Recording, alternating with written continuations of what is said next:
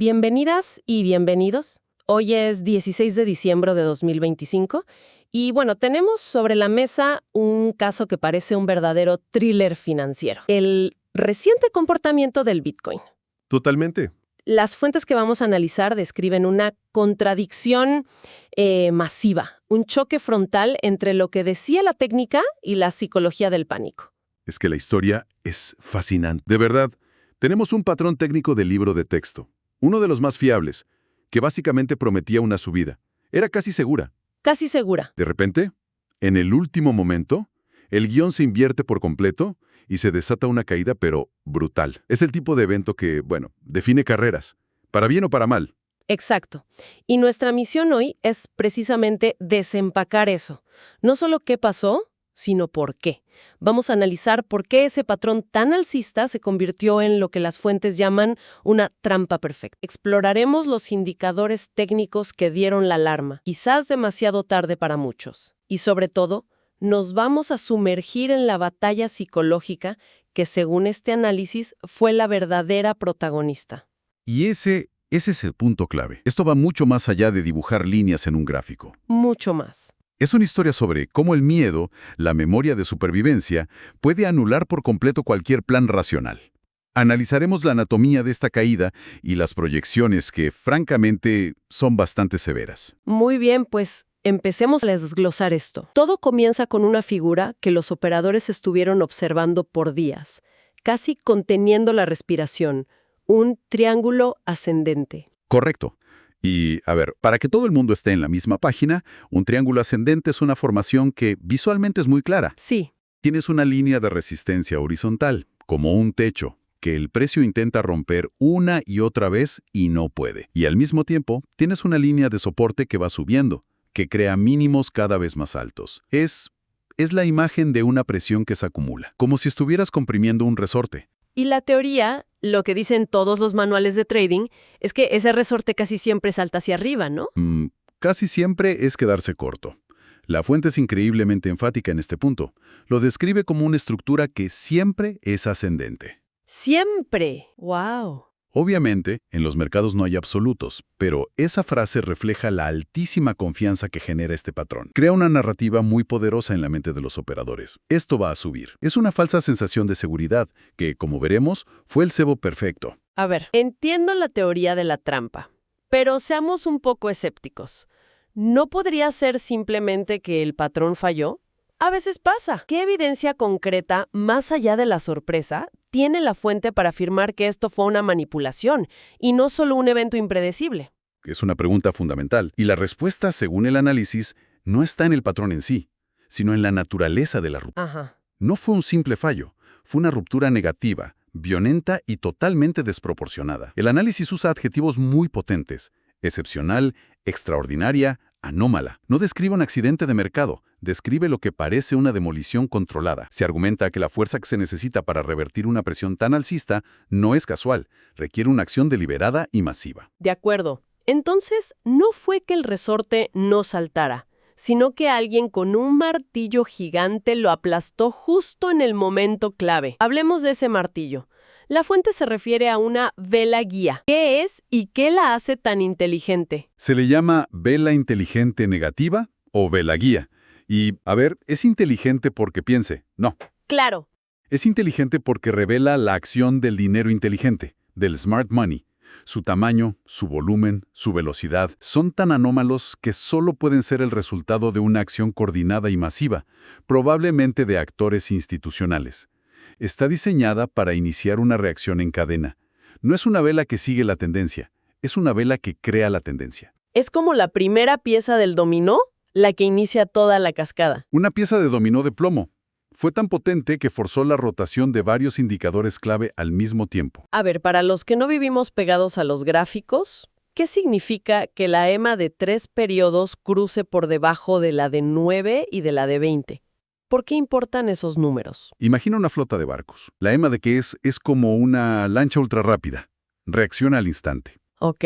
Las EMAs de 9 y 20 son como buques de carga, mucho más lentos, más estables. Lo que vimos fue que la lancha rápida no solo frenó, vio un giro de 180 grados. y cruzó a toda velocidad por delante de los buques. En el mundo del trading, esa es la señal inequívoca de que el capitán ha dado una orden de retirada inmediata y con una fuerza brutal. Y no fue el único indicador que se activó. No, para nada.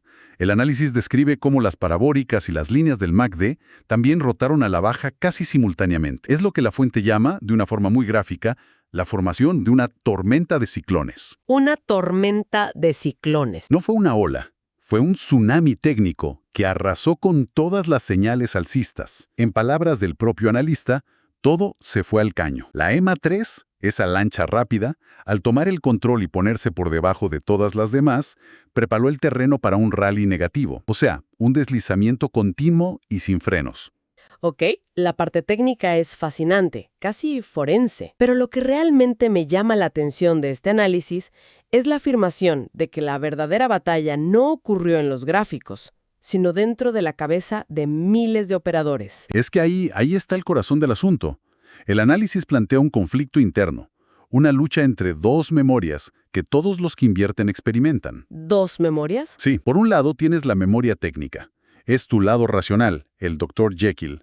Es el GPS, el plan de vuelo, la parte de tu cerebro que ha estudiado el triángulo ascendente y sabe, con una lógica fría, que debería subir. Y por otro lado está el Mr. Hyde. Exactamente. La memoria de supervivencia es el miedo primitivo, visceral, que se activa cuando ves que los números en tu cuenta se ponen rojos y empiezan a caer en picado. No es lógico, es instintivo. Es el mismo impulso que te haría correr si vieras un león. Claro. Y el análisis es categórico.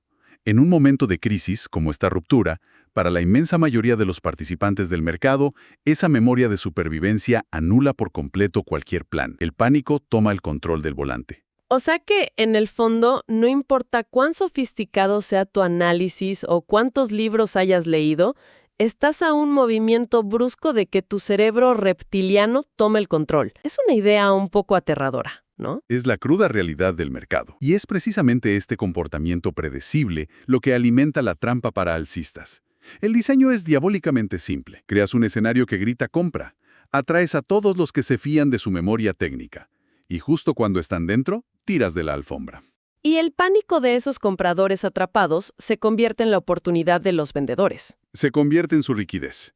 El análisis estima que el 80% de los operadores entran en lo que llama el deslizamiento equivocado. ¿Qué es eso? Es decir, cuando el precio empieza a caer, su primera reacción no es cortar pérdidas, sino comprar más, pensando que es una oferta. Este comportamiento, descrito como vacilación mental, es el que proporciona el volumen de compra que los profesionales necesitan para vender sus posiciones enormes sin que el precio se desplome de golpe. ¡Wow! En resumen, el pánico y la esperanza de la multitud son el combustible que los profesionales usan para asegurar sus ganancias. Es una transferencia de riqueza a cámara lenta. Y me imagino que esto deja cicatrices psicológicas en el mercado. Cicatrices profundas. Causa lo que la fuente llama un deterioro de calificación máxima, extraordinaria y brutal. Suena intenso. Lo es. Es una forma muy técnica de decir que la percepción del mercado da un giro de 180 grados.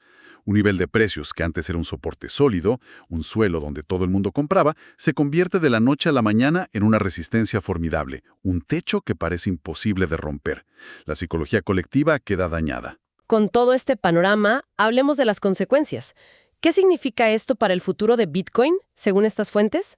El cuadro que pintan no suena nada bien. No, para nada. El análisis le asignaba a la vela mensual de diciembre una única misión: corregir la negatividad que había dejado noviembre. Tenía que ser una vela de recuperación. ¿Y en vez de eso?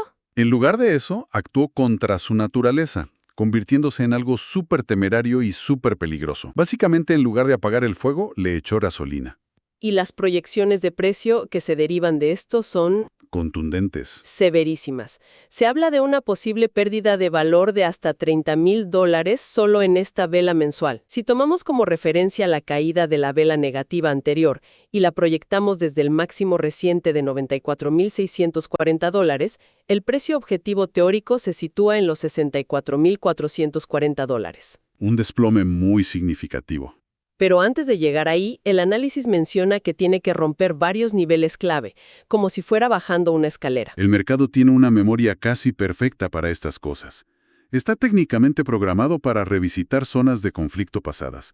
Son como viejos campos de batalla. ¿Y cuáles serían esos niveles? En este caso, los objetivos a la baja en esa escalera descendente serían primero el mínimo de noviembre en 80.524, luego el de abril en 74.420 y finalmente el de noviembre de 2024 en 66.783. La expectativa es que el precio los vaya visitando uno por uno en su camino hacia abajo. Para poner todo esto en contexto, el análisis incluso menciona la decepción de figuras como Larry Fink, el CEO de BlackRock. La idea es mostrar que no solo los pequeños inversores fueron sorprendidos, ¿cierto? Exacto. Cuando el capital más inteligente del planeta, gente que tiene ejércitos de analistas a su disposición, se ve sorprendido por la magnitud y la dirección del movimiento, te das cuenta de la brutalidad de la trampa. Demuestra que el pánico, una vez desatado, puede ser una fuerza más poderosa incluso que el capital más grande. Y ese pánico se alimenta de algo que el análisis menciona repetidamente: la asimetría de información y la falta de educación financiera. Totalmente. Y la fuente es muy directa aquí. Cita una estadística demoledora. El 80% de los operadores de criptomonedas ni siquiera saben cómo funciona una venta en corto, un short selling. No puede ser. No entienden cómo se puede ganar dinero cuando el mercado cae. Son estos operadores, descritos como el apoyo solidario y democrático de los ignorantes, quienes sin saberlo se convierten en el combustible para estas caídas. Al comprar desesperadamente mientras todo se derrumba, le dan la contrapartida a las grandes ventas de los profesionales. Es un ciclo que se perpetúa, y es precisamente para intentar romper ese ciclo que el autor del material que analizamos insiste tanto en la educación. Así es. Se menciona que su programa, por ejemplo, ha entregado gratuitamente más de 15.200 horas de estudio, y cada mes agrega cientos de gigabytes de contenido audiovisual y decenas de horas en seminarios. El objetivo es intentar nivelar un poco el campo de juego. Y en esa misma línea, el análisis cierra con una petición directa a la comunidad, que creo que vale la pena mencionar. Se solicita el apoyo para extender estos esfuerzos educativos. Se pide un me gusta, compartir y suscribirse.